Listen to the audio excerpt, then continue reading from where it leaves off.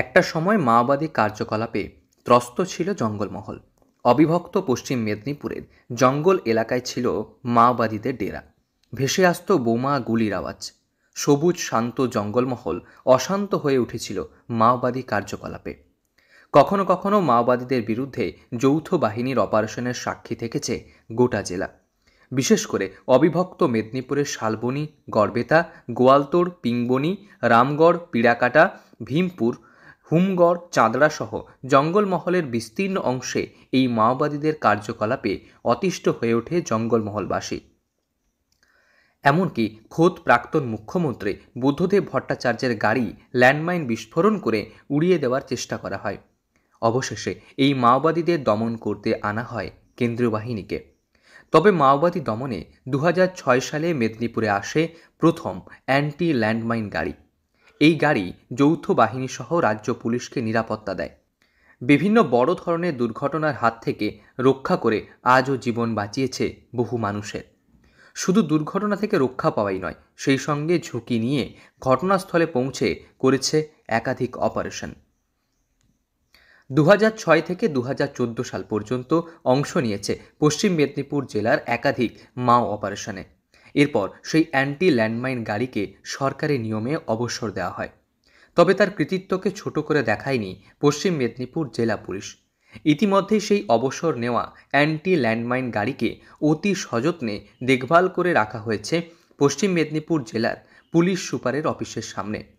মূলত প্রদর্শনী এবং সেই সঙ্গে তার স্মরণীয় দিক তুলে ধরার জন্যই পুলিশি এই ব্যবস্থা। পুলিশ সুপারের অফিসে আসা মানুষজন যেমন গাড়ির কৃতিত্ব জানতে পারছেন, তেমনি সেই সঙ্গে বহু মানুষ এই অ্যান্টি ল্যান্ডমাইন গাড়িটিকে কাছ থেকে একবার দেখার জন্য আসছেন। আজও স্বমহিমায় স্বগৌরবে নিজের কৃতিত্ব বহন করে চলেছে এই গাড়িটি। এটি জেলার জন্য একটি সত্যি খুব ভালো জায়গা, যে আমরা দেখতে পাই যে আমাদের এসপি অফিসে একটা ল্যান্ডমাইন গাড়ি রাখা রয়েছে, যেটি সুন্দরভাবে সংরক্ষণ করাই আছে। এটি সত্যি ভালো লাগার জায়গা যে গাড়িটিকে আমাদের পুলিশ প্রশাসন রক্ষা করেছেন। গাড়িটি 2006 সালে আমরা দেখেছিলাম যে ল্যান্ডমাইন বিস্ফোরণের সময়কালে, যখন প্রবল ল্যান্ডমাইন বিস্ফোরণ হচ্ছিল, সে সময় গাড়িটি কিন্তু ভীষণভাবে কাজ করেছিল, বহু যৌথ বাহিনীর প্রাণ বাঁচিয়েছিল এবং সে গাড়িটি বলতে গেলে সেই সময় রক্ষাকর্তা হয়ে উঠেছিল বহু সৈনিকের কাছে। এই গাড়ির বয়ানে তার স্মৃতিকে সকলের সামনে তুলে ধরেছে জেলা পুলিশ।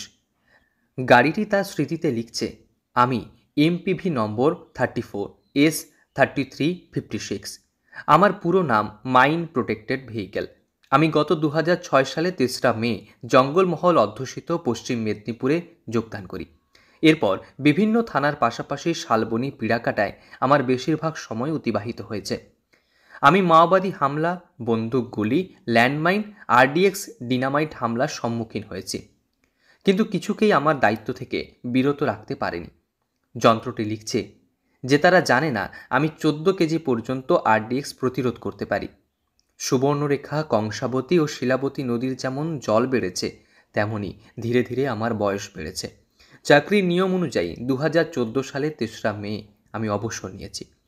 যদিও আমার কোনো সংসার নেই, তবে আমি সেই সব পুলিশ কর্মীদের সঙ্গে সময় কাটিয়েছি যারা সংসার, সন্তান, স্ত্রী, বাবা মা, বন্ধুবান্ধব ছেড়ে জনগণের নিরাপত্তার জন্য তাদের মূল্যবান জীবন উৎসর্গ করেছেন। আপনার সঙ্গে দেখা হয়ে ভালো লাগলো। আপনার দিনটি শুভ হোক। জেলা পুলিশের বক্তব্য, যেভাবে এই গাড়ি একের পর এক বড় বড় দুর্ঘটনার হাত থেকে পুলিশকে রক্ষা করেছে, বিভিন্ন অপারেশনে অংশ নিয়েছে, তাই তার কৃতিত্বকে তুলে ধরতে এই প্রয়াস। শুধু পশ্চিম মেদিনীপুর না, বাঁকুড়া জেলাতেও প্রদর্শনীর জন্য রাখা হয়েছে এই ধরনের গাড়ি। স্বাভাবিকভাবে জেলাবাসীর কাছে অত্যন্ত আকর্ষণের এই অ্যান্টি ল্যান্ডমাইন গাড়ি। পশ্চিম মেদিনীপুর থেকে রঞ্জন চন্দ্রের রিপোর্ট, লোকাল 18 বাংলা।